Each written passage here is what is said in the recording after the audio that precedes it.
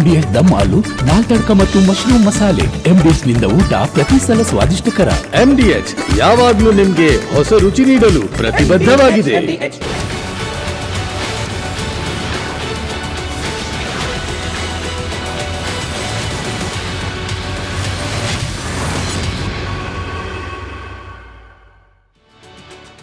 ನಮಸ್ಕಾರ, ಕರ್ನಾಟಕ ಪ್ರೈಮ್ ಟೈಮ್ಗೆ ಸ್ವಾಗತ. ನಾನು ಶ್ರೀಪಾದ್ ಪಾಟೀಲ್. ಇವತ್ತಿನ ಪ್ರೈಮ್ ಟೈಮ್ನಲ್ಲಿ ಟಾಪ್ 3 ಸುದ್ದಿಗಳು ಏನು ಅನ್ನೋದನ್ನ ನೋಡ್ತಾ ಹೋಗೋಣ. ಮೊದಲನೇದಾಗಿ ರಾಮಚಂದ್ರನ ಕತೆ ಏನಾಯಿತು ಅನ್ನುವಂತಹ ಪ್ರಶ್ನೆ ಮೂಡ್ತಾ ಇದೆ. ಪೊಲೀಸ್ ಅಧಿಕಾರಿ ರಾಮಚಂದ್ರ ಪೊಲೀಸ್ ಕಚೇರಿಯಲ್ಲಿ ನಡೆದುಕೊಂಡಂತಹ ವರ್ತನೆ ಈಗ ಭಾರಿ ಆಕ್ರೋಶಕ್ಕೆ ಕಾರಣ ಆಗಿದೆ. ಸರ್ಕಾರವಂತೂ ಮುಜುಗರವನ್ನ ತಪ್ಪಿಸಿಕೊಳ್ಳೋದಕ್ಕೆ ಅಮಾನತ್ತು ಮಾಡಿ ಆಯಿತು. ಈಗ ಅಮಾನತ್ತಾದ ರಾಮಚಂದ್ರನಿಗೆ ಡಬಲ್ ಶಾಕ್. ಒಂದು ಸಸ್ಪೆನ್ಷನ್, ಮತ್ತೊಂದು ತನಿಖಾ. ಯಾವ ರೀತಿ ಈಗ ಇಷ್ಟೆಲ್ಲ ಬೆಳವಣಿಗೆ ಆಗಿದೆ, ಇಲಾಖಾ ತನಿಖೆಗೆ ಈಗ ಆದೇಶವನ್ನ ನೀಡಿದ್ದಾರೆ ಪೊಲೀಸ್ ಮಹಾನಿರ್ದೇಶಕರು. ಇದರ ಮಧ್ಯೆ ರನ್ಯಾರಾವ್ ಗೋಲ್ಡ್ ಸ್ಮಗ್ಲಿಂಗ್ ವಿಚಾರಕ್ಕೆ ಸಂಬಂಧಪಟ್ಟಂತೆ ನೋಟಿಸ್ ಅನ್ನ ಕೂಡ ನೀಡಲಾಗಿದೆ. ಬ್ಯಾಕ್ ಟು ಬ್ಯಾಕ್ ಶಾಕ್ ರಾಮಚಂದ್ರಗೆ. ಇದು ಮೊದಲನೇ ಸ್ಟೋರಿ. ಇನ್ನ ಎರಡನೇ ಸ್ಟೋರಿ, ಬಿಜೆಪಿ ಇನ್ಮೇಲೆ ನವನವೀನವಾಗಿರುತ್ತೆ. ನಿತಿನ್ ನವೀನ್ ಆಯ್ಕೆಯಾಗಿದ್ದಾರೆ ರಾಷ್ಟ್ರಾಧ್ಯಕ್ಷರಾಗಿ. ಹಾಗಿದ್ರೆ ಯಾವ ರೀತಿ ಇರುತ್ತೆ ನೋಡೋಣ. ಇದಾದ್ಮೇಲೆ ಬೆಳ್ಳಿ ಬಂಗಾರದ ರೇಟ್, ಬೆಳ್ಳಿ ಆಯ್ತು ಬಂಗಾರ, ಬೆಳ್ಳಿ ಬಂಗಾರದ ಕಥೆಯನ್ನು ಹೇಳ್ತಾ ಹೋಗ್ತೀವಿ. ಈಗ ಹೆಡ್ಲೈನ್ಸ್. ಕಾಂಗ್ರೆಸ್ಸಿನಲ್ಲಿ ಸಿಎಂ ಬದಲಾವಣೆ ಸಮರ ಎಲ್ಲರೂ ಬೆಂಬಲಿಸುತ್ತಾರೆ ಅಂತ ಡಿಕೆಶಿ ಅಬ್ಬರ. ಕಾದು ನೋಡಲು ಡಿಕೆ ಸುರೇಶ್ ನಿರ್ಧಾರ. ಅಬಕಾರಿ ಇಲಾಖೆಯಲ್ಲಿ ಕಾಸಿನದ್ದೇ ಕಿರಿಕ್. ತಿಮ್ಮಾಪುರಗೆ ಸಿಎಂ ಕೊಡ್ಲಿಲ್ಲ ಶಾಕ್. ಕುರ್ಚಿ ಬಿಟ್ಟು ತೊಲಗಿ ಎಂದು ಅಶೋಕ್ ಕೇಕ್. ಅಶ್ಲೀಲ ವಿಡಿಯೋ ಪೊಲೀಸಪ್ಪನಿಗೆ ಪೆಟ್ಟು. ಕೊನೆಗೂ ರಾಮಚಂದ್ರ ರಾವ್ ಅಮಾನತ್ತು. ಅಧಿಕಾರಿ ನಡೆಗೆ ಸಿಎಂ ಸಿದ್ದು ಸಿಟ್ಟು. ವಿಶ್ವದ ಅತಿದೊಡ್ಡ ಪಾರ್ಟಿಗೆ ಹೊಸ ಬಾಸ್. ನಿತಿನ್ ನವೀನ್ ಆಯ್ಕೆಗೆ ಮೋದಿ ಫುಲ್ ಖುಷ್. ಅಧ್ಯಕ್ಷರಿಗೆ ವಿಪಕ್ಷ ನಾಯಕರಿಂದಲೂ ವೇಷ್. ಮಾರುಕಟ್ಟೆಯಲ್ಲಿ ಚಿನ್ನ ಬೆಳ್ಳಿ ಕೇಕೆ. ಬಂಗಾರ ಬೆಳ್ಳಿ ದರ ಸಿಕ್ಕಾಪಟ್ಟೆ ಏರಿಕೆ. ರೇಟ್ ಇನ್ನೂ ಹೆಚ್ಚುತ್ತೆ ಅಂತ ತಜ್ಞರ ಎಚ್ಚರಿಕೆ.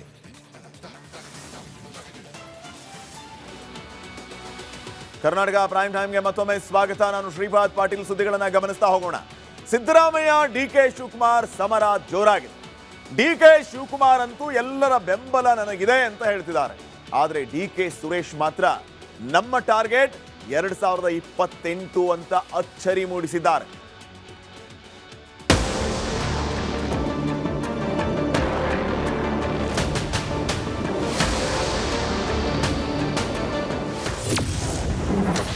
ಕಾಂಗ್ರೆಸ್ ಮುಖ್ಯಮಂತ್ರಿ ಬದಲಾವಣೆ ಸಮರ. ಬಂಡೆಗಿದೆಯಾ ಸಿಎಂ ಸೇರಿ ಎಲ್ಲಾ ಶಾಸಕರ ಬೆಂಬಲ. ಕಾಳಗ. ರಾಜ್ಯ ರಾಜಕೀಯದಲ್ಲಿ ಇದು ಮುಗಿಯದ ಕಾಳಗ, ಅಂತ್ಯ ಕಾಣದ ಯುದ್ಧ. ಕುರ್ಚಿ ಕಾಳಗದಲ್ಲಿ ಕನಕಪುರ ಬಂಡೆ ಡೆಲ್ಲಿಯಲ್ಲಿ ಸಂಕ್ರಾಂತಿಯ ಶಕ್ತಿ ಪ್ರದರ್ಶನಕ್ಕೆ ನಿಂತು ವಾಪಸ್ಸಾಗಿದ್ದಾರೆ.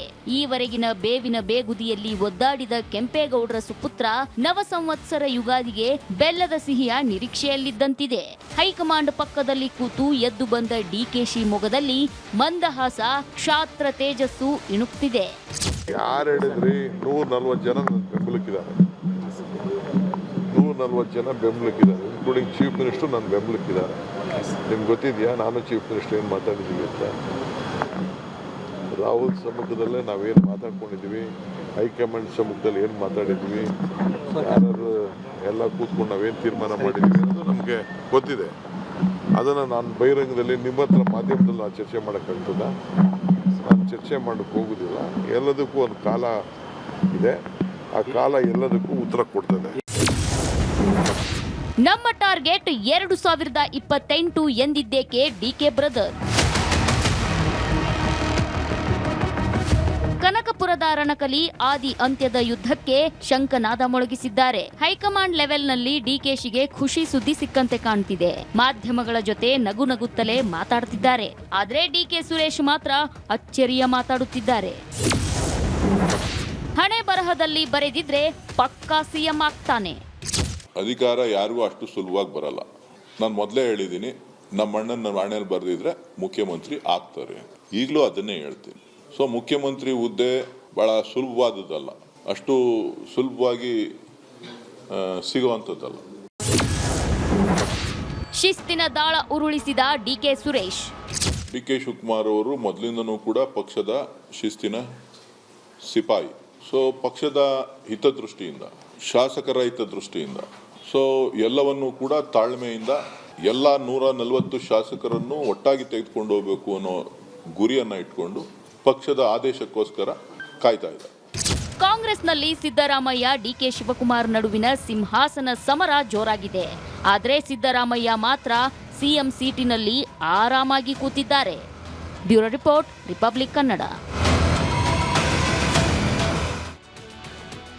ಡಿಕೆ ಶಿವಕುಮಾರ್ ಮುಖ್ಯಮಂತ್ರಿ ಆಗ್ತಾರಾ ಇಲ್ವಾ ಅನ್ನುವಂತಹ ಚರ್ಚೆ ಪ್ರತಿನಿತ್ಯವೂ ಕೂಡ ನಡೀತಾನೆ ಇರುತ್ತೆ. ಈ ಕಡೆ ಸಿದ್ದರಾಮಯ್ಯ ಅವರು ಇವರ ಎಲ್ಲಾ ಪ್ರಯತ್ನಗಳಿಗೂ ಕೂಡ ಬ್ರೇಕ್ ಹಾಕುವಂತಹ ಕೆಲಸವನ್ನೂ ನಿರಂತರವಾಗಿ ಮಾಡ್ತಾನೆ ಇದ್ದಾರೆ. ಈಗ ಡಿಕೆ ಶಿವಕುಮಾರ್ ಅವರನ್ನ ಮಣಿಸೋದಕ್ಕೆ ಸಿದ್ದರಾಮಯ್ಯ ಆಪ್ತರು ಹೊಸ ಬಾಣವನ್ನ ಹೂಡ್ತಾ ಇದ್ದಾರೆ. 2028ರ ಆಫರ್ನಿಂದ ಸತೀಶ್ ಜಾರಕಿಹೊಳಿ ಅಂತರವನ್ನ ಕಾಯ್ದುಕೊಳ್ಳುವುದು. 2028ರಲ್ಲಿ ಗೆದ್ರೆ ಡಿಕೆ ಶಿವಕುಮಾರ್ ಸಿಎಂ ಆಗಲಿ.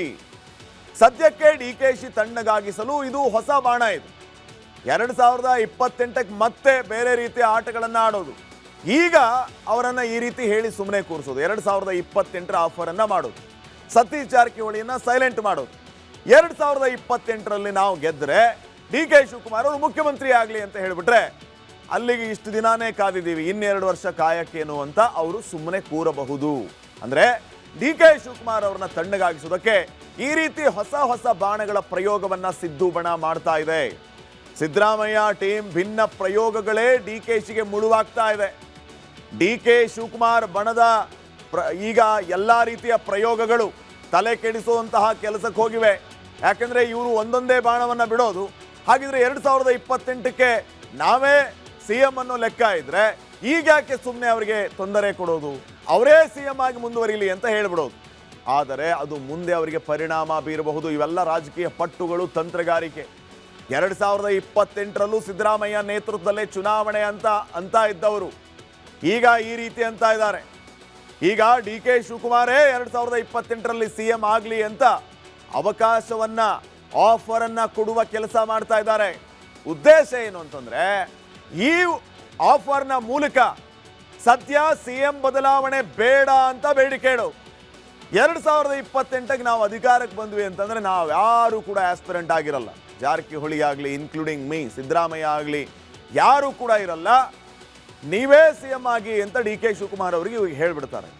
ಈಗ ಸುಮ್ಮನೆ ಇರಬೇಕು, 2028ಕ್ಕೆ ನೀವು ಏನಾರು ಮಾಡ್ಕೊಳ್ಳಿ ಅಂತ.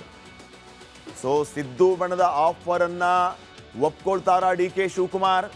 ಅವರ ಮಾತನ್ನ ಕೇಳಿಕೊಂಡು ಇವರ ಸುಮ್ಮನೆ ಆಗ್ತಾರಾ? 2028ರ ಪ್ಲಾನ್ ಮಾಡೋಣ ಅಂತ ಡಿಕೆ ಸುರೇಶ್ ಅವರು ಹೇಳ್ತಿದ್ದಾರೆ. ಇದೇ ಕಾರಣಗಳಿಗೆ ಡಿಕೆ ಶಿವಕುಮಾರ್ ನಡೆ ಬಗ್ಗೆ ಕುತೂಹಲ ಈಗ ನಿರ್ಮಾಣ ಆಗಿದೆ. ಹಾಗಿದ್ರೆ ಡಿಕೆ ಶಿವಕುಮಾರ್ ನಿಜಕ್ಕೂ ಇವರ ಮಾತನ್ನ ನಂಬಿ ಫುಲ್ ಸೈಲೆಂಟ್ ಆಗ್ಬಿಡ್ತಾರಾ ಅಥವಾ ಮತ್ತಷ್ಟು ಅಗ್ರೆಸಿವ್ ಆಗ್ತಾರಾ? ಏನಾದ್ರೂ ಮಾಡಿ ಇದೇ ಪೀರಿಯಡ್ ಅಲ್ಲಿ ಸಿಎಂ ಆಗ್ಬೇಕು ಅನ್ನೋಂಥ ಲೆಕ್ಕಾಚಾರ ಡಿಕೆ ಶಿವಕುಮಾರ್ ಅವರಿಗೆ ಇದೆ. ಆದರೆ ಪ್ರತಿತಂತ್ರ, ರಣತಂತ್ರಗಳು ಯಾವ ರೀತಿ ಸಿದ್ದರಾಮಯ್ಯ ಅವರಿಂದ ಆಗ್ತಾ ಇದೆ ಅಂತಂದ್ರೆ ಈ ಪೀರಿಯಡ್ ಅಲ್ಲಿ ನೀವು ಸುಮ್ಮನೆ ಇದ್ಬಿಡಿ, 2028ರಲ್ಲಿ ನಾವು ಮತ್ತೆ ಅಧಿಕಾರಕ್ಕೆ ಬರ್ತೀವಿ, ಅವಾಗ ನೀವೇ ಸಿಎಂ ಆಗ್ಬಿಡಿ ಅಂತ ಸುಮ್ಮನೆ ಕೂರಿಸುವ ಕೆಲಸವನ್ನ ಮಾಡ್ತಾ ಇದ್ದಾರಂತೆ. ಆದರೆ ಡಿಕೆ ಶಿವಕುಮಾರ್ ಅಷ್ಟು ಸುಲಭವಾಗಿ ಇವರ ಮಾತಿಗೆ ಒಪ್ಕೊಂಡ್ಬಿಡ್ತಾರಾ, ಮರಳಾಗ್ಬಿಡ್ತಾರಾ ಅನ್ನುವಂಥದ್ದು ಈಗಿನ ಪ್ರಶ್ನೆ ಆಗಿದೆ. ನೋಡೋಣ ಮುಂದೇನಾಗುತ್ತೆ ಅಂತ. ಇನ್ನು ನೆಕ್ಸ್ಟ್, ಇಷ್ಟೆಲ್ಲ ಗೊಂದಲಗಳ ಮಧ್ಯೆ ರಾಜ್ಯ ರಾಜಕಾರಣದಲ್ಲಿ ಮತ್ತೆ ದಲಿತ ಸಿಎಂ ಕೂಗು ಜೋರಾಗಿದೆ. ಪರಮೇಶ್ವರ್ ಸಿಎಂ ಸ್ಥಾನ ಕೇಳೋದರಲ್ಲಿ ತಪ್ಪೇನಿದೆ ಅಂತ ಬಂಗಾರಪೇಟೆ ಶಾಸಕ ಎಸ್.ಎನ್. ನಾರಾಯಣಸ್ವಾಮಿ ಪ್ರಶ್ನೆ ಮಾಡಿದ್ದಾರೆ. ಪರಮೇಶ್ವರ್ ಸಿಎಂ ಆಗಬೇಕಾಗಿತ್ತು 2013ರಲ್ಲಿ. ಕೆಲ ಪಟ್ಟಭದ್ರ ಹಿತಾಸಕ್ತಿಗಳಿಂದ ಪರಮೇಶ್ವರ್ಗೆ ಕೈ ತಪ್ಪಿತು. ಈ ಕೊರಗು ನಮಗೆ ಇನ್ನೂ ಇದೆ ಅಂತ ಎಸ್.ಎನ್. ನಾರಾಯಣಸ್ವಾಮಿ ಅವರು ಹೇಳಿದ್ದಾರೆ. ಇವಾಗ ಗೃಹ ಇಲಾಖೆ ತಾವು ಯಶಸ್ವಿಯಾಗಿ 3 ಬಾರಿ ಮಾಡಿದಿರಿ, 3 ಬಾರಿ ಮುಕ್ತಾಯ ಆಗಿ ಸರ್. ಮುಂದೆ ಒಳ್ಳೆ ಸಿಎಂ ಅಂತ ನಾನು ಹೇಳೋದಿಲ್ಲ, ದೇವ್ರು ಕೊಡ್ತಾನಪ್ಪ. ನೋಡಿ, ಒಂದು ಹೇಳ್ತೀನಿ, ಒಳ್ಳೆತನಕ್ಕೆ ಯಾವತ್ತು ಕಾಲ ಇದೆ. ಅವರು CM ಇವತ್ತಲ್ಲ 13ರಲ್ಲೇ ಆಗಬೇಕಾಗಿತ್ತು.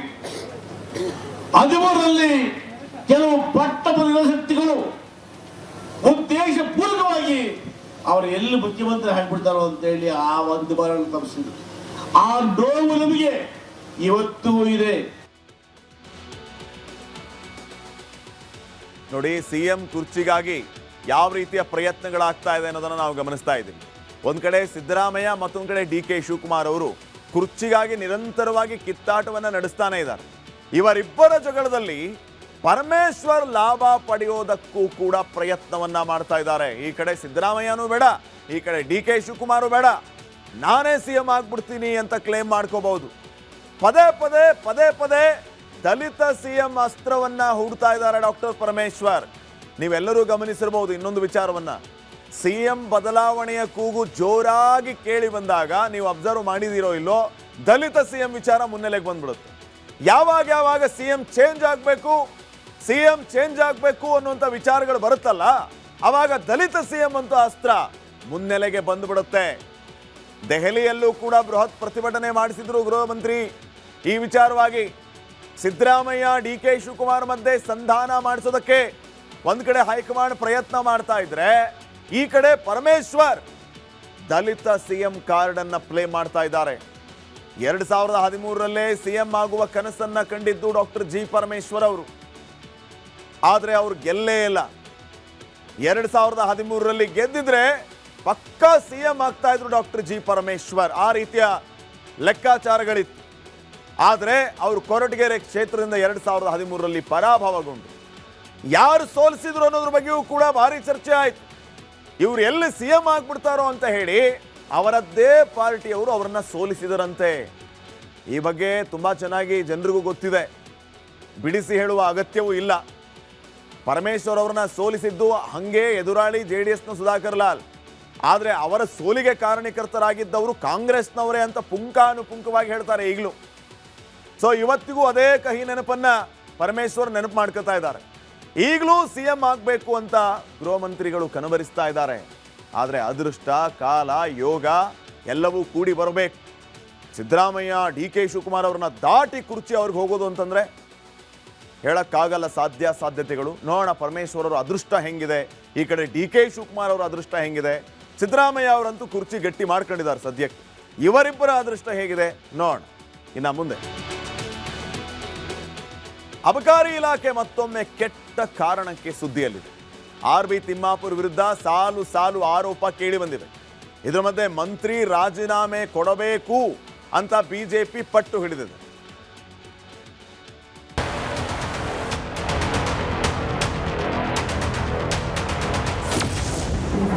ಎಣ್ಣೆ ಇಲಾಖೆಯಲ್ಲಿ ಭ್ರಷ್ಟಾಚಾರದ ಕಿಕ್. ಎಲ್ಲ ಇಲಾಖೆಯಲ್ಲೂ ನಡೀತಿದೆಯಾ ಭ್ರಷ್ಟಾಚಾರ?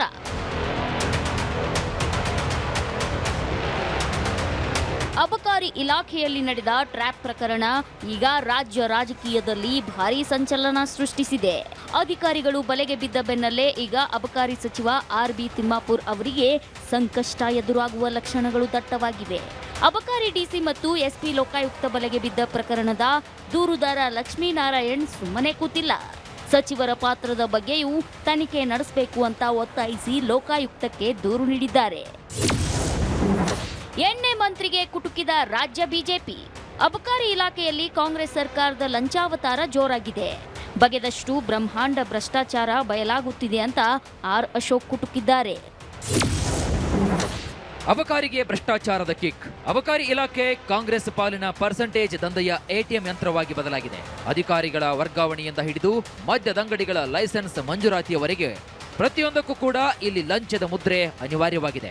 ಮದ್ಯದಂಗಡಿಗಳಿಂದ ಮಂತ್ಲಿ ಮನಿ ಹೆಸರಿನಲ್ಲಿ ನಡೆಯುತ್ತಿರುವಂತಹ ಬಲವಂತದ ವಸೂಲಿ ದಂಧೆಯಲ್ಲಿ ಬರೋಬ್ಬರಿ 2,500 ಕೋಟಿ ರೂಪಾಯಿಗಳ ಬೃಹತ್ ಹಗರಣ ಎಂಬ ಆರೋಪಕ್ಕೆ ಸಾಕಷ್ಟು ಸಾಕ್ಷ್ಯಾಧಾರಗಳಿವೆ. ಕಾಂಗ್ರೆಸ್ ಸರ್ಕಾರ ಈ ಕೂಡಲೇ ಎಚ್ಚೆತ್ತು ಸಚಿವ ತಿಮ್ಮಾಪುರ್ ರಾಜೀನಾಮೆ ಪಡೆದು ಸಮಗ್ರ ತನಿಖೆಗೆ ಆದೇಶಿಸಬೇಕು. ಭ್ರಷ್ಟರನ್ನು ರಕ್ಷಿಸುವುದೇ ನಿಮ್ಮ ಗುರಿಯಾಗಿದ್ರೆ ಜನರೇ ನಿಮಗೆ ತಕ್ಕ ಪಾಠವನ್ನು ಕಲಿಸ್ತಾರೆ. ಸುಧಾರಿಸಿಕೊಳ್ಳಿ, ಇಲ್ಲವೇ ಕುರ್ಚಿ ಬಿಟ್ಟು ತೊಲಗಿ. ಯಾವನೋ ಆಡಿಯೋ ಬಿಟ್ರೆ ಸಾಬೀತಾಗುತ್ತಾ? ಪ್ರೂವ್ ಮಾಡ್ಲಿ ದಾಖಲೆ ಕೊಡ್ಲಿ, ಆಮೇಲೆ ನೋಡೋಣ. ನಾನು ಒಂದೇ ಒಂದು ಬಿಜೆಪಿಯವರಿಗೆ ಹೇಳ್ತೀನಿ, ಆಡಿಯೋ ಬಂದೈತಿ ಅನ್ನೋದಕ್ಕಿಂತನೂ ವಾಸ್ತವ ಸತ್ಯವನ್ನು ವಿತ್ ಡಾಕ್ಯುಮೆಂಟೇಶನ್ ಕೊಡಿ. ಆವಾಗ ಸಹಜವಾಗಿ ನಮ್ಮ ಹೈಕಮಾಂಡು ಸುಮ್ಮನಿರಂಗಲ್ಲ, ನಮ್ಮ ಮುಖ್ಯಮಂತ್ರಿಗಳು ಸುಮ್ಮನಿರಂಗಲ್ಲ. ಸುಮ್ಮನೆ ಯಾರೋ ಆಡಿಯೋ ಮಾಡಿಬಿಟ್ರಂದ್ರೆ ಅದಕ್ಕೆಲ್ಲ ಆ್ಯಕ್ಷನ್ ಮಾಡೋಕ್ಕಾಗತ್ತಾ? ಅಂಥ 100 ಆಡಿಯೋಗಳು ಬರ್ತಾವೆ. ವಾಸ್ತವ ಸತ್ಯ ಪ್ರೂಫ್ ಇದ್ದರೆ ಕೊಡಲಿ. ಯಾರು ವಿರೋಧ ಪಕ್ಷದ ನಾಯಕರು ವಿರೋಧ ಮಾತಾಡದೇ ಅವ್ರ ಕೆಲಸ ಆಗಬಾರ್ದು. ಸತ್ಯಕ್ಕೆ ಸಮೀಪ ಇರುವಂಥ ಏನು ಆರೋಪಗಳನ್ನು ಮಾಡೋದನ್ನು ಕಲಿಬೇಕು. ಯಾರೇನೇ ಆರೋಪ ಮಾಡಿದ್ರೂ, ಯಾರೇ ದೂರು ಕೊಟ್ಟರೂ ತಿಮ್ಮಾಪುರ ತಲೆ ಕೆಡಿಸಿಕೊಳ್ತಿಲ್ಲ. ಎಲ್ಲ ಇಲಾಖೆಗಳಲ್ಲೂ ಭ್ರಷ್ಟಾಚಾರ ನಡೆಯುತ್ತಿದೆ ಅಂತ ಉಡಾಫೆ ಉತ್ತರ ಕೊಡ್ತಿದ್ದಾರೆ. Bureau report, republic Kannada. ಲಕ್ಕುಂಡಿಯಲ್ಲಿ ಉತ್ಖನನ ಹಲವು ರೀತಿಯ ಚರ್ಚೆಗೆ ಕಾರಣ ಆಗ್ತಾ ಇದೆ. ಟ್ವಿಸ್ಟ್ ಮೇಲೆ ಟ್ವಿಸ್ಟ್ ಕೊಡ್ತಾ ಇದೆ. 5ನೇ ದಿನದ ಉತ್ಖನನದ ಸಂದರ್ಭದಲ್ಲಿ ಲಕ್ಕುಂಡಿಯಲ್ಲಿ ಸಿಕ್ಕಿದ್ದೇನು? ಈಗ ಸಿಕ್ಕಿರುವಂತಹ ಹಲವು ವಸ್ತುಗಳ ಬಗ್ಗೆ ಪುರಾತತ್ವ ಇಲಾಖೆ ಹೇಳಿದ್ದೇನು? ಇವತ್ತೆಲ್ಲ ನಡೀತು ನೋಡ್ಕೊಂಬ.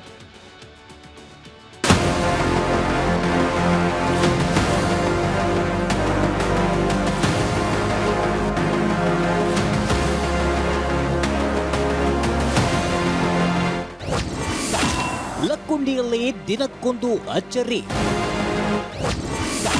ಪುರಾತನ ಕಾಲದ ಮಡಿಕೆ, ಕವಡೆ ಪತ್ತೆ. ಗುಡಿಗಳ ಬೀಡು, ಚಿನ್ನದೂರು ಲಕ್ಕುಂಡಿಯಲ್ಲಿ ಅಚ್ಚರಿಗಳ ಮೇಲೆ ಅಚ್ಚರಿ. ಉತ್ಖನನ ಶುರುವಾದಾಗಿನಿಂದ ಟ್ವಿಸ್ಟ್ ಮೇಲೆ ಟ್ವಿಸ್ಟ್. ಇದೀಗ 5ನೇ ದಿನದ ಉತ್ಖನನ ವೇಳೆ ಮತ್ತಷ್ಟು ರಹಸ್ಯ ಬಯಲಾಗಿದೆ. ಇಂದು ಕೂಡ ಕೋಟೆ ವೀರಭದ್ರೇಶ್ವರ ದೇವಸ್ಥಾನದ ಬಳಿ ಉತ್ಖನನ ಕಾರ್ಯ ಭರದಿಂದ ಸಾಗಿದೆ. ಉತ್ಖನನ ವೇಳೆ ಪುರಾತನ ಕಾಲದ ಮಡಿಕೆ ಪತ್ತೆಯಾಗಿದೆ.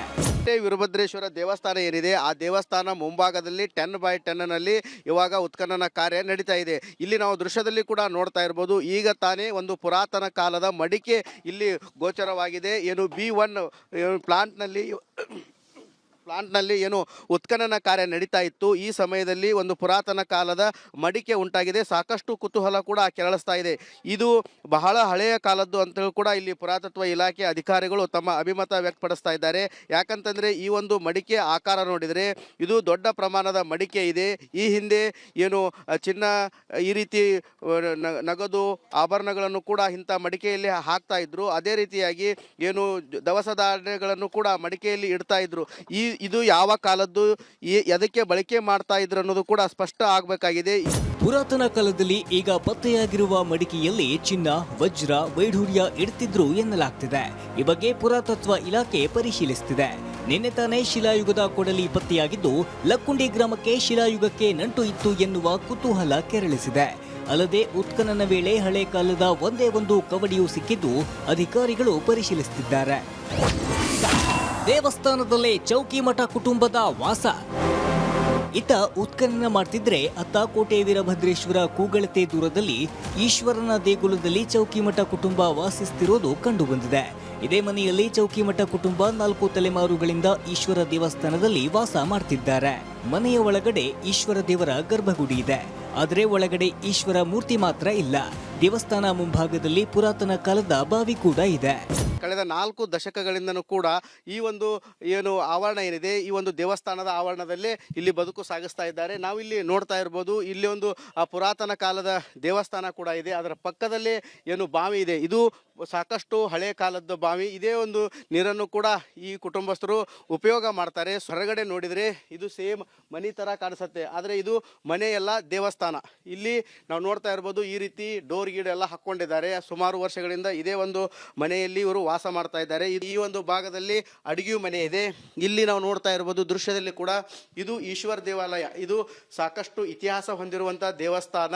ಕೇವಲ ಗರ್ಭಗುಡಿ ಮಾತ್ರ ಗೋಚರವಾಗುತ್ತೆ. ಇಷ್ಟೊಂದು ಸಾಕಷ್ಟು ಮಣ್ಣು ಕೂಡ ಈ ದೇವಸ್ಥಾನದ ಮೇಲ್ಭಾಗದಲ್ಲಿದೆ. ನಾವು ಟಾಪ್ ಆ್ಯಂಗಲ್ನಲ್ಲಿದ್ದೇವೆ. ಇಲ್ಲಿ ಎಲ್ಲ ನೋಡ್ತಾ ಇದ್ರು ಕೂಡ ಇಷ್ಟೊಂದು ಟಾಪ್ ಆ್ಯಂಗಲ್ನಲ್ಲಿ ನಾವು ಕಾಣಿಸ್ತೇವೆ. ಈ ಕುಟುಂಬಕ್ಕೆ ಸರ್ಕಾರ ಒಕ್ಕಲೆಬ್ಬಿಸ್ತಾರಾ ಎನ್ನುವ ಆತಂಕ ಮನೆ ಮಾಡಿದೆ.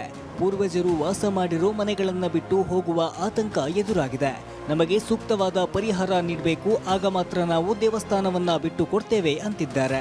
ಗುಡಿ ಪೂಜೆ ಮಾಡ್ಕೊಂತ ದುರ್ಕೊಂತ ತಿಂತಾರೆ. ಇಷ್ಟ ಮತ್ತೆ ನಮ್ಗೇನು ಹೆಚ್ಚಿಂದ ಏನು ಮಾಹಿತಿ ಇಲ್ರಿ, ನಮಗೆ ಬಿಟ್ಟು ಕೊಡ ಅಂತಾರೆ ರೀ. ನಾವು ಬಿಟ್ಟು ಕೊಡ್ತೀವಿ, ನಮ್ಗೇನು ಸಹಾಯ ಮಾಡಿರಿ, ನಮಗಂತೂ ಏನಿಲ್ಲ ಅಂತ ಗೌರ್ಮೆಂಟಿಗೆ ಕೇಳ್ಕೊತೀವಿ. ಈಗ ಏನಾರ ನಿವೇಶನ ಮನೆ ಕೊಟ್ಟರೆ ಹೋಗ್ತಾರೆ, ನಾವು ಮನೆ ಕೊಟ್ಟರೆ ಮತ್ತೆ ಹೋಗ್ಬೇಕು ರೀ. ಮತ್ತು ಅವ್ರು ಬಿಡ ಅಂತಾರೆ ಅಂದ್ರೆ ಗೌರ್ಮೆಂಟ್ ಊಟ ನಾವು ವಿಕಾರ ಮಾಡಕ್ಕೆ ಬರಲ್ಲ. ಲಕ್ಕುಂಡಿಯಲ್ಲಿ ಉತ್ಖನನ ವೇಳೆ ಒಂದೊಂದೇ ರಹಸ್ಯ ಬಯಲಾಗ್ತಿದೆ. ಇನ್ನು ಆಳವಾಗಿ ಉತ್ಖನನ ಮಾಡಿದ್ರೆ ಹವಳ, ಮುತ್ತು ಸೇರಿದಂತೆ ಚಿನ್ನ, ವಜ್ರ, ವೈಢೂರ್ಯ ಸಿಗುವ ನಿರೀಕ್ಷೆ ಇದೆ. ಮಂಜು ಪತ್ತಾರ್, ರಿಪಬ್ಲಿಕ್ ಕನ್ನಡ.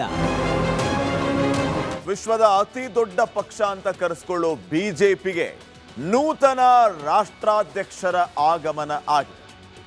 ಇವತ್ತು ಸ್ವತಃ ಪ್ರಧಾನಿ ಮೋದಿ ಅವರು, ಗೃಹ ಸಚಿವ ಅಮಿತ್ ಶಾ, ರಾಜನಾಥ್ ಸಿಂಗ್, ನಿತಿನ್ ಗಡ್ಕರಿ ಸೇರಿದಂತೆ ಹಲವು ನಾಯಕರು ಈ ಒಂದು ವಿದ್ಯಮಾನಕ್ಕೆ ಸಾಕ್ಷಿಯಾದರು. ಎಲ್ಲರೂ ನಿಂತಿರುವಾಗ ಅಧ್ಯಕ್ಷರನ್ನ ಕೂರಿಸಿದ್ರು. ಆ ಫೋಟೋ ಯಾವ ರೀತಿ ವೈರಲ್ ಆಗ್ತಿದೆ ಅಂತಂದ್ರೆ ಇದು ಬಿಜೆಪಿಯಲ್ಲಿ ಮಾತ್ರ ಸಾಧ್ಯ ಅನ್ನೋ ರೀತಿ. ಇದ್ರ ಮಧ್ಯೆ ಪ್ರಧಾನಿ ಮೋದಿ ಅವರು ಆಡಿದಂತಹ ಆ ಒಂದು ಮಾತು ಕೂಡ ಸಖತ್ ವೈರಲ್ ಆಗ್ತಾ ಇದೆ. ಏನೇನಾಯ್ತು ಇವತ್ತು ಬಿಜೆಪಿ ಪಾಳೆಯದಲ್ಲಿ ನೀವೇ ನೋಡಿ.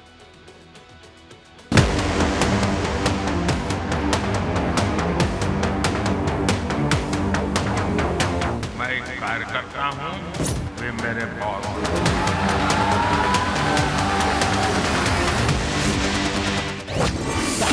ವಿಶ್ವದ ಅತಿ ದೊಡ್ಡ ಪಾರ್ಟಿಗೆ ಹೊಸ ಬಾಸ್. ನಿತಿನ್ ನಬೀನ್ ಆಯ್ಕೆಗೆ ಮೋದಿ ದಿಲ್ ಖುಷ್. ಬಿಜೆಪಿಯಲ್ಲಿ ದೊಡ್ಡ ಬದಲಾವಣೆ ಆಗಿದೆ. ಮೋದಿ ಅಮಿತ್ ಶಾ ಜೋಡಿ ಕೊನೆಗೂ ರಾಷ್ಟ್ರಾಧ್ಯಕ್ಷರನ್ನ ಬದಲಿಸಿದೆ. ಯಾರಿಗೂ ಗೊತ್ತಿಲ್ಲದ ಹೆಚ್ಚು ಹೆಸರು ಮಾಡದ ಬಿಹಾರ ರಾಜ್ಯದ ನಿತಿನ್ ನಬೀನ್ಗೆ ರಾಷ್ಟ್ರೀಯ ಅಧ್ಯಕ್ಷ ಪಟ್ಟ ಕಟ್ಟಲಾಗಿದೆ. ಕೇವಲ 45 ವರ್ಷದ ನಾಯಕರಿಗೆ ಇಡೀ ವಿಶ್ವದಲ್ಲಿ ಅತಿ ದೊಡ್ಡ ಪಕ್ಷ ಮುನ್ನಡೆಸೋ ಹೊಣೆ ಹೊರಿಸಲಾಗಿದೆ. ಪಂಚರಾಜ್ಯಕ್ಕೆ ಸಜ್ಜಾಗಬೇಕು ನಿತಿನ್ ನಬೀನ್. 2026ರಲ್ಲಿ ಪಶ್ಚಿಮ ಬಂಗಾಳ, ಕೇರಳ, ತಮಿಳುನಾಡು, ಅಸ್ಸಾಂ, ಪುದುಚೇರಿಗಳಲ್ಲಿ ಚುನಾವಣೆ ನಡೆಯಲಿವೆ. ಪಂಚರಾಜ್ಯ ಎಲೆಕ್ಷನ್ಗೆ ನಿತಿನ್ ನಬೀನ್ ಸಜ್ಜಾಗಬೇಕಾಗಿದೆ. ಈಗಾಗಲೇ ದೆಹಲಿ, ಬಿಹಾರ ಚುನಾವಣೆಯಲ್ಲಿ ತಂತ್ರಗಾರಿಕೆ ಮಾಡಿ ಗೆದ್ದು ಬೀಗಿರೋ ನಬೀನ್ ಕೇಸರಿ ಪಕ್ಷಕ್ಕೆ ಮತ್ತಷ್ಟು ಬಲ ತುಂಬಬೇಕಾಗಿದೆ. असम, बंगाल, केरल और पुडुचेरी में चुनाव होने जा रहा है और वहां की डेमोग्राफी की पूरी चर्चा हो रही है. किस प्रकार से बदले हुए डेमोग्राफी में वहां चीजें बदल रही हैं और हमारे लिए अपने आप में एक चुनौती है. लेकिन हम पूरी तरह से आश्वस्त हैं कि भाजपा का कार्यकर्ता अपने संघर्ष और परिश्रम के बल पर इन 5 राज्यों में सशक्त भाजपा का नेतृत्व प्रदान करने जाएगा. नानू कार्यकर्ता, नितिन नबीन नन्ना बॉस. लोगों को लगता होगा कि नरेंद्र मोदी देश के प्रधानमंत्री है, तीसरी बार प्रधानमंत्री बने, 50 साल की छोटी आयु में मुख्यमंत्री बन गए, 25 साल से लगातार हेड ऑफ द गवर्नमेंट रहे हैं. ये सब अपनी जगह पे हैं, लेकिन इन सब से भी बड़ी चीज मेरे जीवन में है, मैं भारतीय जनता पार्टी का कार्यकर्ता हूं. ये सबसे बड़ा गर्व है. और जब बात पार्टी के विषयों को आती है, तब माननीय नितिन नबीन जी, मैं एक कार्यकर्ता हूं, वे मेरे बॉस हैं. ನಿತಿನ್ ನಬೀನ್ಗೆ ರಾಜ್ಯ ರಾಷ್ಟ್ರದ ನಾಯಕರು ಅಭಿನಂದಿಸಿದ್ದಾರೆ. ಮಾಜಿ ಸಿಎಂ ಯಡಿಯೂರಪ್ಪ ಕೂಡ ಸನ್ಮಾನಿಸಿದ್ದಾರೆ. News desk, Republic Kannada. ಪ್ರಧಾನಿ ಮೋದಿ ಅವರು ಹೇಳಿದ್ದೇನಂತಂದ್ರೆ, ನಾನು ಸಾಮಾನ್ಯ ಕಾರ್ಯಕರ್ತ, ನನ್ನ ಬಾಸ್ ನನ್ನ ಪಕ್ಷದ ಅಧ್ಯಕ್ಷ ಅನ್ನುವಂಥ ಮಾತನ್ನ ಹೇಳಿದರು. ಅಂತ ನಿತಿನ್ ನಬೀನ್ ಇವತ್ತು ಬಿಜೆಪಿ ಪಕ್ಷದ ರಾಷ್ಟ್ರಾಧ್ಯಕ್ಷರಾಗಿ ಪದಗ್ರಹಣ ಮಾಡಿದ್ದಾರೆ. ನಿತಿನ್ ನಬೀನ್ ಯಾರು, ಏನು, ಎತ್ತ, ಇವೆಲ್ಲವೂ ಕೂಡ ತಿಳ್ಕೋಬೇಕಾಗುತ್ತೆ. ಬಿಜೆಪಿಯಲ್ಲಿ ಒಂದು ಸ್ಪೆಷಾಲಿಟಿ ಏನಂತಂದ್ರೆ, ಎಲ್ಲರಿಗೂ ಗೊತ್ತಿರುವಂಥ ವ್ಯಕ್ತಿ ಏನೂ ಆಗಲ್ಲ. ಯಾರಿಗೂ ಗೊತ್ತಿರೋಂಥ ವ್ಯಕ್ತಿಯನ್ನ ಕರ್ಕೊಂಡ್ಬಂದು ಜವಾಬ್ದಾರಿಯನ್ನ ಕೊಟ್ಟು ಬಿಡ್ತಾರೆ. ಅದಾದ್ಮೇಲೆ ಗೊತ್ತಾಗುತ್ತೆ, ಓ ಈ ಥರದ ಒಬ್ಬ ವ್ಯಕ್ತಿ ಬಿಜೆಪಿಯಲ್ಲಿ ಇದ್ದಾರಾ ಅಂತ ಹೇಳಿ. ನಿತಿನ್ ನಬೀನ್ ಬಹಳ ಜನರಿಗೆ ಗೊತ್ತಿರಲಿಲ್ಲ. ಈಗ ಎಲ್ಲರೂ ಕೂಡ ಅವರ ಬಗ್ಗೆ ಸರ್ಚ್ ಮಾಡುವಂತಹ ಪರಿಸ್ಥಿತಿ ಬಂದಿದೆ. ನಿತಿನ್ ನಬೀನ್ ಬಿಹಾರ್ ಮೂಲದ ಯುವ ರಾಜಕಾರಣಿ. ಬಂಕಿಪುರ್ ಕ್ಷೇತ್ರದಿಂದ 5 ಬಾರಿ ಶಾಸಕರಾಗಿದ್ದರು, 2 ಬಾರಿ ಸಚಿವರಾಗಿದ್ದಂಥವ್ರು. ಸಾರಿಗೆ ಇಲಾಖೆಯನ್ನು ನಿರ್ವಹಣೆ ಮಾಡಿದ್ದಾರೆ. ನಗರಾಭಿವೃದ್ಧಿ ಇಲಾಖೆಯನ್ನು ನಿರ್ವಹಣೆ ಮಾಡಿದ್ದಾರೆ, ಕಾನೂನು ಇಲಾಖೆಯನ್ನು ನಿರ್ವಹಣೆ ಮಾಡಿದ್ದಾರೆ. ಹೀಗೆ ಹಲವು ಇಲಾಖೆಗಳನ್ನು ಅವರು ನಿಭಾಯಿಸಿದ್ದಾರೆ. 26 ವರ್ಷಕ್ಕೆ MLA.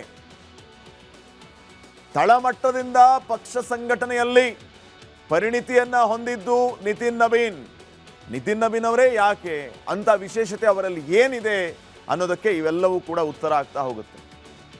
ತಮ್ಮ ಪಕ್ಷಕ್ಕೆ ಯುವ ಶಕ್ತಿಯನ್ನ ಸೆಳೆಯುವಂತಹ ನೈಪುಣ್ಯತೆಯನ್ನ ಹೊಂದಿರೋದು ನಿತಿನ್ ನಬೀನ್ ಅವರು.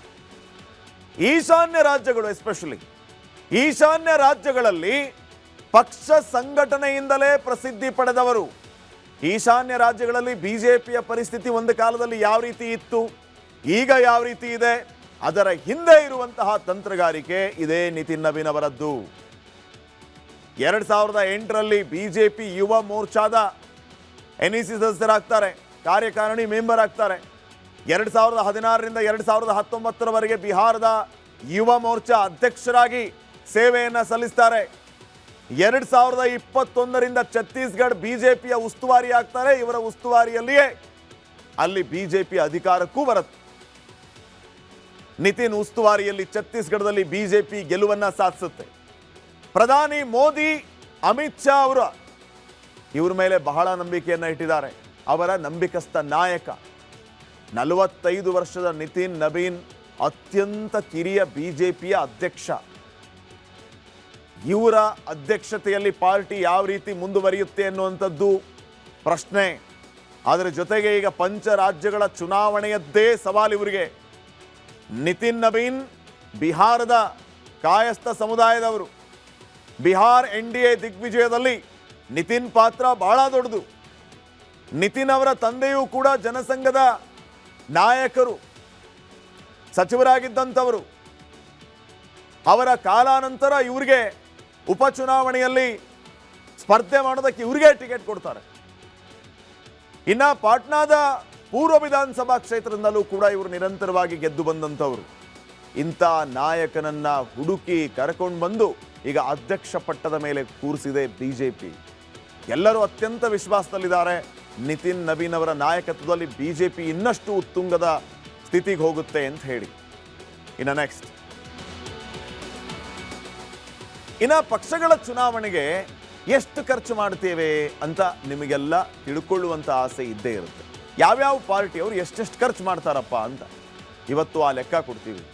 2024-25ರಲ್ಲಿ ಲೋಕಸಭೆ ಮತ್ತು ಇತರ 8 ರಾಜ್ಯಗಳ ವಿಧಾನಸಭೆ ಚುನಾವಣೆಗಳು ನಡೆದು ಆಗ ಬಿಜೆಪಿ ಚುನಾವಣೆ ಮತ್ತು ಪ್ರಚಾರಕ್ಕಾಗಿ ಸಾವಿರಾರು ಕೋಟಿ ರೂಪಾಯಿಗಳನ್ನು ವೆಚ್ಚ ಮಾಡಿದೆ.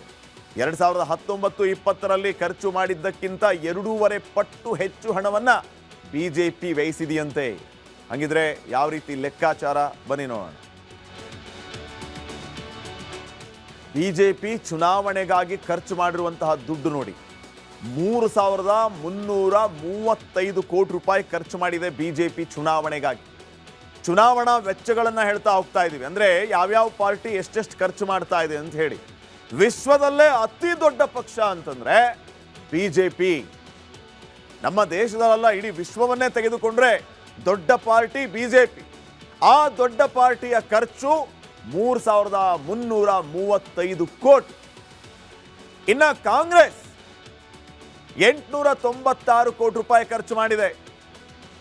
ಬಿಜೆಪಿ ದುಡ್ಡಿನ ದರ್ಬಾರ್. 2025ರಲ್ಲಿ ಲೋಕಸಭೆ ಮತ್ತು 8 ವಿಧಾನಸಭೆ ಚುನಾವಣೆಗಳಿಗಾಗಿ ಖರ್ಚು ಮಾಡಿದ ದುಡ್ಡಿದು.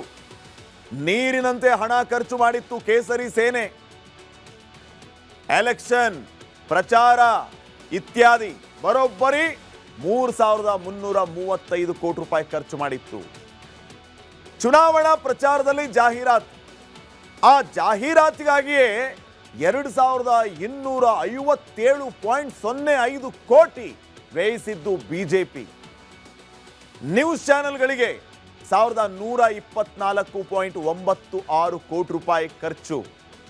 ಅಂದರೆ ಯೂಶುವಲಿ ಚುನಾವಣೆಯ ಸಂದರ್ಭದಲ್ಲಿ ಜಾಹೀರಾತುಗಳನ್ನು ನೀಡ್ತಾರೆ ದಿನಪತ್ರಿಕೆಗಳಿಗೆ, ನ್ಯೂಸ್ ಚಾನೆಲ್ಗಳಿಗೆ. ಇದು ಸರ್ಕಾರದ ಲೆಕ್ಕದಲ್ಲಿ, ಅಂದರೆ ಈಗ ಆಡಳಿತ ಪಕ್ಷ ಯಾವುದಿರುತ್ತೆ, ಕಾಂಗ್ರೆಸ್. ನಮ್ಮಲ್ಲಿ ಸಿದ್ದರಾಮಯ್ಯ ಅವರ ಸರ್ಕಾರ ಇದೆ.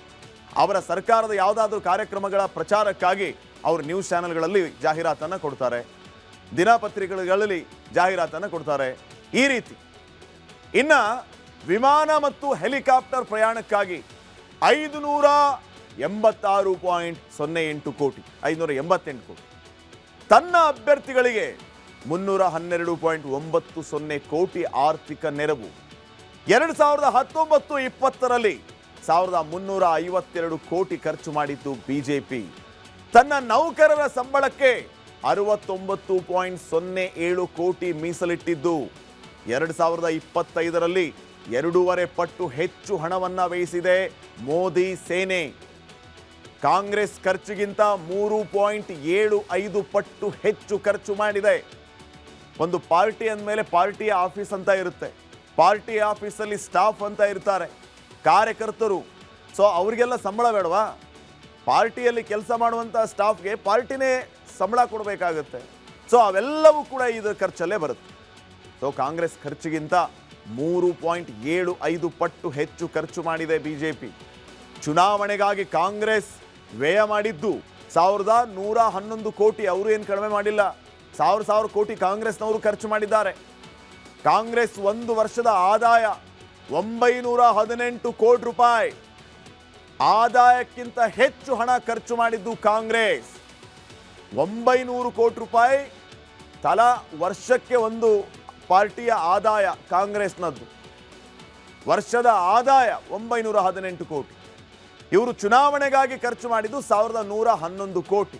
ಅಂದರೆ ಆದಾಯಕ್ಕಿಂತ ಹೆಚ್ಚು ಹಣ ವಹಿಸಿತ್ತು ಕಾಂಗ್ರೆಸ್. ಸೊ ಈ ರೀತಿ ಕಾಂಗ್ರೆಸ್ ಮತ್ತು ಬಿಜೆಪಿ ಎರಡೂ ಪಾರ್ಟಿಗಳು ಚುನಾವಣೆಯ ವಿಷಯವಾಗಿ ಜಾಹೀರಾತು, ಪ್ರಚಾರ, ಕಾರ್ಯಕರ್ತರಿಗೆ, ತಮ್ಮ ಪಾರ್ಟಿಯಲ್ಲಿ ಕೆಲಸ ಮಾಡುವಂಥವರಿಗೆ, ಇನ್ನು ಅಭ್ಯರ್ಥಿಗಳಿಗೆ ಈ ರೀತಿ ಪಾರ್ಟಿ ಫಂಡ್ ಅನ್ನ ವ್ಯಯಿಸಿತ್ತು ಅನ್ನುವಂಥ ಲೆಕ್ಕಾಚಾರ ಲಭ್ಯ ಆಗಿದೆ.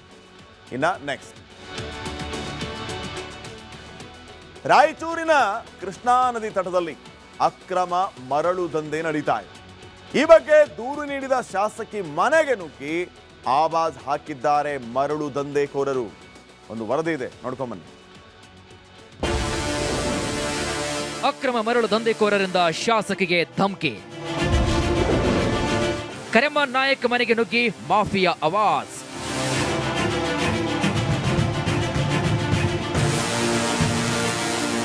ದೇವದುರ್ಗದಲ್ಲಿ ಕೃಷ್ಣಾ ನದಿ ಪಾತ್ರದ ಅಕ್ರಮ ಮರಳು ದಂಧೆ ಎಗ್ಗೆಲ್ಲದೆ ಸಾಗ್ತಾ ಇದೆ. ಈ ಬಗ್ಗೆ ದೇವದುರ್ಗ ಶಾಸಕಿ ಕರೆಮ್ಮ ಜಿ ನಾಯಕ್ ವಿರೋಧಿಸಿದ್ರು. ಇದರಿಂದ ರೊಚ್ಚಿಗೆದ್ದ ಮರಳು ದಂಧೆಕೋರರು ಶಾಸಕಿ ಕರೆಮ್ಮ ನಾಯಕ್ ಮನೆಗೆ ನುಗ್ಗಿ ಜೀವ ಬೆದರಿಕೆ ಒಡ್ಡಿದ್ದಾರಂತೆ. ಅಕ್ರಮ ಮರಳುಗಾರಿಕೆ ತಡೆಯದಂತೆ ನನ್ನ ಮನೆಗೆ ಬಂದು ಬೆದರಿಕೆ ಹಾಕಿದ್ದಾರೆ ಅಂತ ದೇವದುರ್ಗ ಶಾಸಕಿ ಕರೆಮ್ಮ ಜಿ ನಾಯಕ್ ಆಕ್ರೋಶವನ್ನು ಹೊರಹಾಕಿದ್ದಾರೆ. ಜಿಲ್ಲಾಧಿಕಾರಿ, ಜಿಲ್ಲಾ ಪೊಲೀಸ್ ವರಿಷ್ಠಾಧಿಕಾರಿಯನ್ನ ಭೇಟಿಯಾಗಿ ಶಾಸಕಿ ಕರೆಮ್ಮ ಜಿ ನಾಯಕ್ ದೂರು ನೀಡಿದ್ದಾರೆ.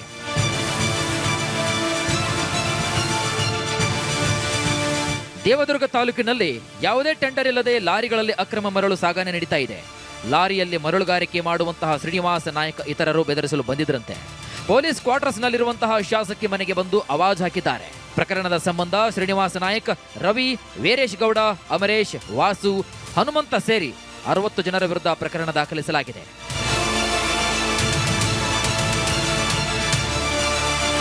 ಎಸ್ಪಿಗೆ ದೂರು ನೀಡಿದ ಬಳಿಕ ಮಾತನಾಡಿದ ಕರೆಮ್ಮ ನಾಯಕ್, ಅಧಿಕಾರಿಗಳಿಗೆ ಮರಳು ದಂಧೆಕೋರರನ್ನ ಹೆದರಿಸುವ ಧೈರ್ಯ ಇಲ್ಲದಂತಾಗಿದೆ.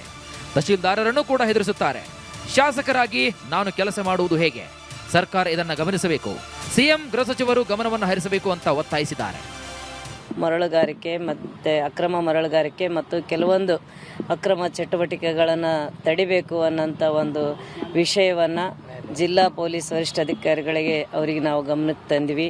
ಅವರು ಕೂಡ ಭಾಳ ನಮಗೆ ಭರವಸೆ ಕೊಟ್ಟಾರ. ಅವರು ಅದೇನೇ ಆಗಲಿ, ಶಾಸಕಿಯನ್ನೇ ಬಿಡದೆ ಮರಳು ದಂಧೆಕೋರರು ಇನ್ನು ಅಧಿಕಾರಿಗಳನ್ನು ಬಿಡ್ತಾರ ಅನ್ನೋ ಪ್ರಶ್ನೆ ಮೂಡ್ತಾ ಇದೆ.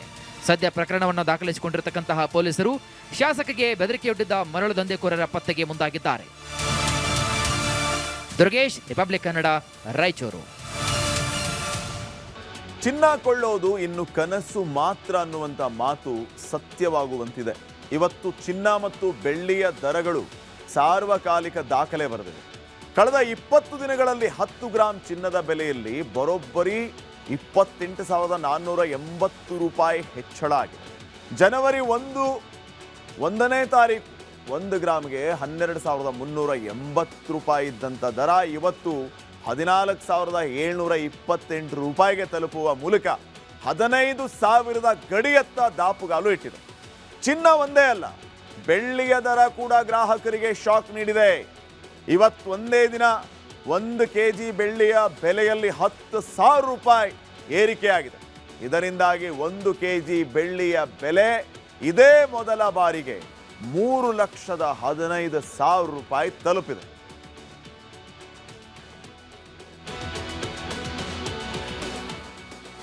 ಹಾಗಿದ್ರೆ ಯಾವ ರೀತಿ ರೇಟ್ ಇದೆ ಅನ್ನೋದನ್ನು ನೋಡ್ತಾ ಹೋಗೋಣ ನಾವು. ಚಿನ್ನದ ದರ 10 ಗ್ರಾಮ್ಗೆ ಎಷ್ಟಿದೆ, ಬೆಳ್ಳಿ ದರ ಎಷ್ಟಿದೆ ಅಂತ ಹೇಳಿ ನೋಡಿ. 1980ರಲ್ಲಿ ಎಷ್ಟಿತ್ತು ಅಂತ 1,000 ರೂಪಾಯಿ, 2007ರಲ್ಲಿ 10,000 ರೂಪಾಯಿ, ಇನ್ನು 2011ರಲ್ಲಿ 25,000 ರೂಪಾಯಿ 10 ಗ್ರಾಮ್ಗೆ 25,000. ಇನ್ನು ಈ ಕಡೆ 50,000 ರೂಪಾಯಿ. 2022ರಲ್ಲಿ ಅದು 50,000 ಆಯಿತು. 2025ರಲ್ಲಿ ಅಂದರೆ ಈಗ ಬರೋಬ್ಬರಿ 1,00,000 ರೂಪಾಯಿ. 2026 ಒಂದು 15 ದಿನದ ಹಿಂದೆ ಇದ್ದಂಥ ರೇಟ್ 15 ದಿನದ ನಂತರ ಬರೋಬ್ಬರಿ 50,000 ಜಾಸ್ತಿ, ಅಂದರೆ 1,50,000 ರೂಪಾಯಿ. ಇದು ಚಿನ್ನದ ದರ. 1980ರಿಂದ ಇಲ್ಲಿವರೆಗೂ ಎಷ್ಟು ರೀತಿ ಜಂಪ್ ಆಗ್ತಾ ಬಂತು ಅಂತ ಹೇಳಿ. ಇನ್ನು ಬೆಳ್ಳಿಯ ದರವನ್ನು ನೋಡ್ತಾ ಹೋಗೋಣ. ಪ್ರತಿ ಕೆಜಿ 2004ರಲ್ಲಿ 1 kg ಬೆಳ್ಳಿಯ ಬೆಲೆ ಎಷ್ಟು ಹೇಳಿ? 10,000 ರೂಪಾಯಿ. 10,000 ರೂಪಾಯಿ 1 kg ಬೆಳ್ಳಿ ಕೊಡ್ತಾ ಇದ್ರು 2004ರಲ್ಲಿ. 2010ರಲ್ಲಿ ಅದು 25,000 ಆಯ್ತು. 2022ರಲ್ಲಿ 50,000. 2025ರಲ್ಲಿ 1,00,000. 25, 26 2,00,000. ಈಗ 3,00,000. ಈಗ ಪ್ರೆಸೆಂಟ್ ರೇಟ್ 3,00,000 ರೂಪಾಯಿ. 2ರಿಂದ 3 ವರ್ಷಗಳ ಅವಧಿಯಲ್ಲಿ, ಅಂದರೆ 2022ರಿಂದ 26ರವರೆಗೂ 1ರಿಂದ 3,00,000ವರೆಗೂ ಏರಿಕೆ ಆಗಿದೆ. ಇನ್ನು ನೆಕ್ಸ್ಟ್, ಶಬರಿಮಲೆ ಅಯ್ಯಪ್ಪ ಸ್ವಾಮಿ ದೇಗುಲದಲ್ಲಿ 4.5 kg ಬಂಗಾರ ಕಳವು ಪ್ರಕರಣಕ್ಕೆ ದಿನಕ್ಕೊಂದು ಟ್ವಿಸ್ಟ್ ಸಿಗ್ತಾ ಇದೆ. ಈ ಸಂಬಂಧ ಬಳ್ಳಾರಿ, ಬೆಂಗಳೂರಲ್ಲೂ ಕೂಡ ರೇಡ್ ಮಾಡಲಾಗಿದೆ. ಈ ಬಗ್ಗೆ ಒಂದು ವರದಿದೆ, ಬನ್ನಿ ನೋಡಿ.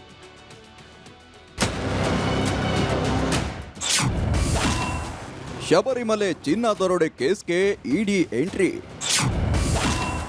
ಬಳ್ಳಾರಿ, ಬೆಂಗಳೂರು ಸೇರಿ 25 ಕಡೆ ಇಡಿ ರೇಡ್.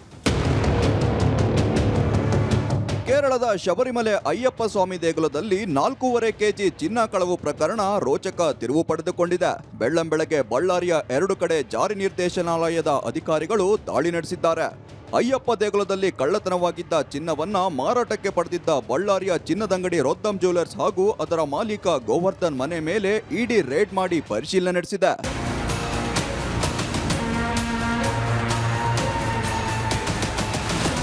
ಈಗಾಗಲೇ ರೋದ್ದಮ್ ಜ್ಯುವೆಲರ್ಸ್ ಮಾಲೀಕ ಗೋವರ್ಧನ್ ಕೇರಳದ ಎಸ್ಐಟಿ ಬಂಧನದಲ್ಲಿದ್ದಾರೆ. ಇದೀಗ ಇಡಿ ಅಧಿಕಾರಿಗಳು ಗೋವರ್ಧನ್ ಬಿಸಿನೆಸ್ ಹಾಗೂ ಅಯ್ಯಪ್ಪ ಸ್ವಾಮಿ ದೇಗುಲದ ಬಂಗಾರ ಕಳ್ಳತನದಲ್ಲಿ ಈತನ ಪಾತ್ರದ ಬಗ್ಗೆ ಮಾಹಿತಿ ಕಲೆ ಹಾಕ್ತಿದ್ದಾರೆ. ಅಷ್ಟೇ ಅಲ್ಲದೆ ಗೋವರ್ಧನ್ 100 ಕೋಟಿ ವ್ಯಾಪಾರದ ಬಗ್ಗೆ ದಾಖಲೆಗಳನ್ನ ಪಡೆದು ತನಿಖೆ ನಡೆಸುತ್ತಿದ್ದಾರೆ. ಕಳೆದ ವರ್ಷ ಎಸ್ಐಟಿ ಅಧಿಕಾರಿಗಳು ದಾಳಿಯನ್ನು ನಡೆಸಿದ್ರು. ಈ ಬಾರಿ ಅಂದ್ರೆ ಈ ವರ್ಷ ಇಡಿ ಅಧಿಕಾರಿಗಳು ದಾಳಿಯನ್ನು ನಡೆಸುವಂತಹ ಮುಖಾಂತರ ಈ ಒಂದು ಪ್ರೋಸೆಸ್ ಅನ್ನು ಮುಂದುವರಿಸಿದ್ದಾರೆ ಅಂತಾನೆ ಹೇಳ್ಬೋದು.